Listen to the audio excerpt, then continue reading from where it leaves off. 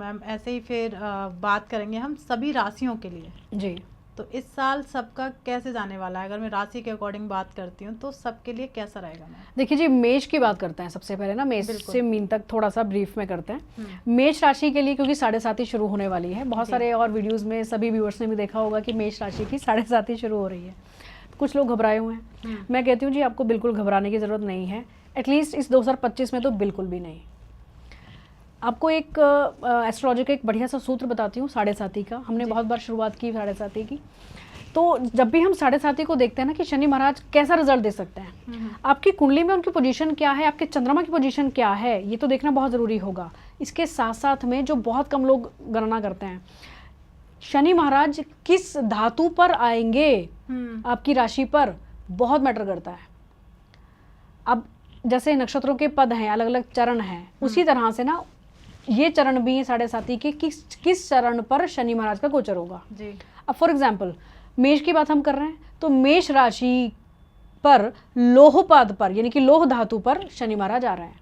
लोह उनकी खुद की अपनी धातु है जी।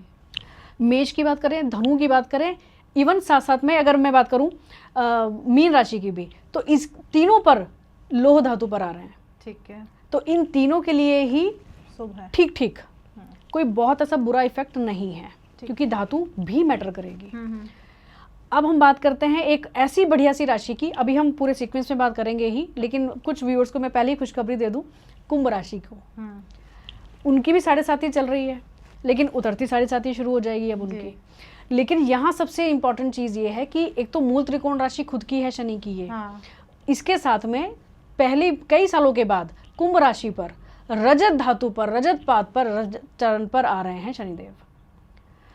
एस्ट्रोलॉजी में कहा जाता है कि अगर शनि का गोचर अगर स्वर्ण पर हो जाए तो वो खराब करते हैं, बहुत परेशानी स्ट्रगल देते हैं, बहुत सारी चीज़ों में रुकावट देंगे। अगर उनका चांदी पर गोचर हो जाए, चांदी के पाए पर वो आ जाएं, तो इससे शुभ कुछ नहीं है। तो मतलब चांदी के पाए पर आने पर, चांदी के पाए पर। और अगर लोह पर आ रहे हैं तो वो अपनी ही धातु है तो वो ठीक है, ना बहुत ख़राब है ना ही बहुत अच्छा है। लेकिन ताम्र पर अगर आते हैं तो भी ये ओके, ठीक ठीक रिजल्ट देंगे। तो यहाँ पर कुंभ राशि के लिए सबसे बड़ी खुशखबरी है कि बहुत अच्छी चीज़ें शनि महाराज दे सकते हैं।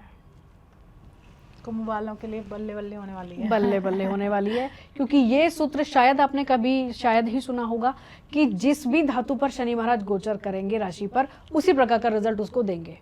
बाकी इंडिविजुअल कुंडलियों में ज़रूर डिपेंड करता है कि शनि की पोजीशन कैसी है, नीच के तो नहीं है, या किसी ऐसी राहु की युति में तो नहीं है, जैसा अभी हमने पिशाच योग की बात की जी। और मून की पोजीशन क्या है, क्योंकि 7.5 हमेशा चंद्रमा को लगती है, तो चंद्रमा की पोजीशन को देखना उतना ही ज़रूरी है। इवन मैं आपको एक एग्जांपल ही समझाता हूँ इस तरह से भी कि जैसे अभी कर्क राशि की ढैया चल रही है जी, जो सब खत्म होने को ही है, लेकिन बहुत से ऐसे मेरे क्लाइंट्स हैं जिनकी कर्क राशि है, इवन मेरे परिवार में भी मेरे हैं मेरी सिबलिंग्स में से जिनकी कर्क राशि है जी। कोई परेशानी नहीं है ज़्यादा, क्योंकि कर्म भी ठीक थे और चंद्रमा खुद मजबूत है, इसलिए उन्हें परेशानी नहीं हुई। केवल उन लोगों को ज़्यादा परेशानी होगी जिनके कर्म खराब होंगे।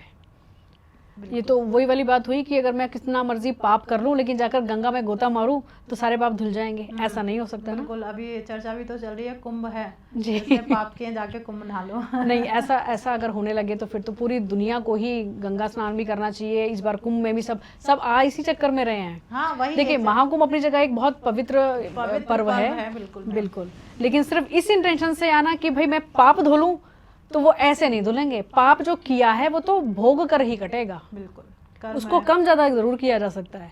रेमेडीज यही करती हैं, आप जो भी उपाय करते हैं, रेमेडीज करते हैं, वो आपके किसी भी प्रकार के कर्म को काटने का काम कर सकती हैं, बट कुछ हद तक, बिल्कुल पूरी तरह से मिटा कुछ नहीं सकता।